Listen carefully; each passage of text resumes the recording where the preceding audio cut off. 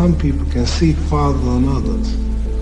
So therefore, when people judge what I'm doing with their logic, it can't be done. Their reasoning says it can't or shouldn't be done. Their knowledge of history says it can't be done. So their reasoning, their knowledge, and their logic, it clashes with their mentality, which is down here and I'm up there. So by me being so high, I can see more and see farther than you. And you're looking up at me saying, Ali, don't do it. Ali, please stop when it hurts. But I'm at such a high level until I don't think like you. I'm not like you. But you know why this is. I mean, it's for the best possible reasons. So. They fear and they're wary. It looks dangerous to them. That's it's right. It's not really that dangerous to me. There's this thing people think that like, I'll be happy when?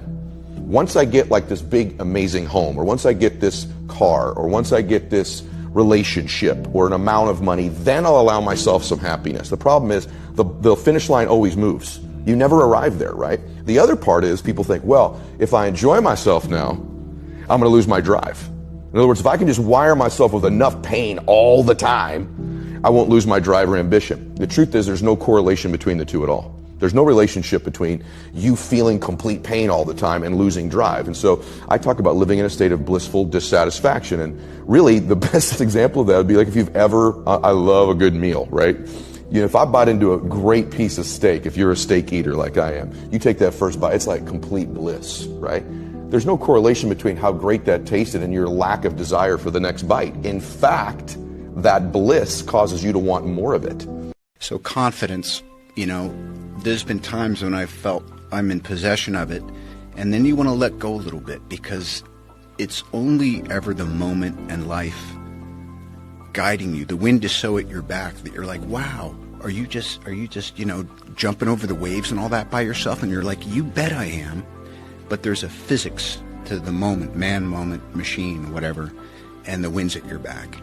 And then the wind does what the fucking wind does, and it changes.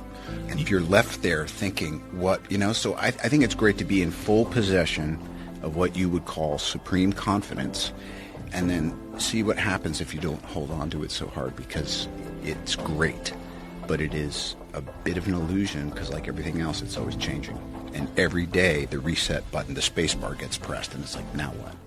Life is about losing. As we get older, we lose our hair, we lose our teeth, we lose our mothers, our fathers, our sisters, and but it's the ones who overcome, they're lost in life, and could shun away adversity, and always willing to fight it. Every particular moment in life are the ones that are able to transcend and be able to spread the word to other people who's in that same particular genre as they are. Your brain is divided into two halves. Each half of your brain has millions of factory workers on each side.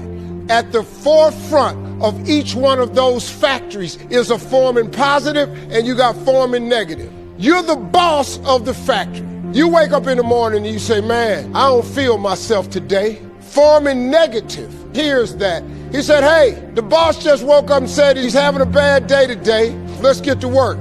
And your day starts tumbling into what you ordered. You could wake up in the morning and you say, you know what? Today is going to be a great day today. Man, thank you, Lord, for waking me up this morning. Forming positive turns around and goes, Steve's having a great day today. He's expecting some wonderful things to happen. And man, let's get it going. And they start manufacturing thoughts. You have got to change the way you think. It is the whole determining factor of where you go in life. Work hard, sleep less. I'm not afraid to fail. I'm not afraid to fall over, make a mistake. That oftentimes cripples people on the onset of getting into anything. The first time I ever picked up the DJ decks was horrible. Horrible now, but I'm not afraid of that. I'm not afraid of that feeling. It actually propels me. Well, keep your head down. Just keep banging on. You know, that's the most important. I think mountain climbers would probably tell you the same thing. You know, there's no point looking. The difference between climbing 100 feet and climbing 500 feet is a point of view.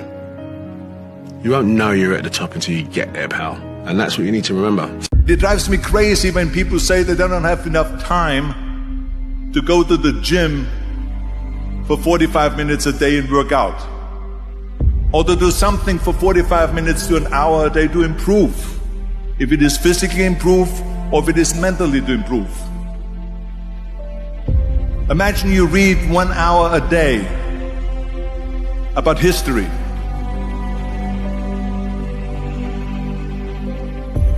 How much you will learn after 365 hours in 1 year. Think about if you study about the history of musicians, of composers, how much you would know. Imagine if you would work on a business, on some business that you want to develop every day for an hour. Imagine how further along you will go and get. Don't wait until they tell you you are ready. Get in there. The world might say you are not allowed to yet. I waited a long time out in the world before I gave myself permission to fail. Please, don't even bother asking. Don't bother telling the world you are ready. Show it. Do it. Raise the rest of your life to meet you.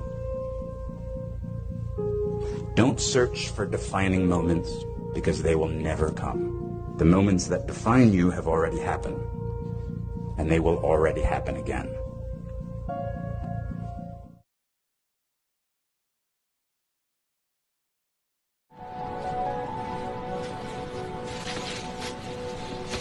Hey. Don't ever let somebody tell you you can't do something. Not even me. All right? All right. You got a dream, you got to protect it. People can't do something themselves. They want to tell you you can't do it.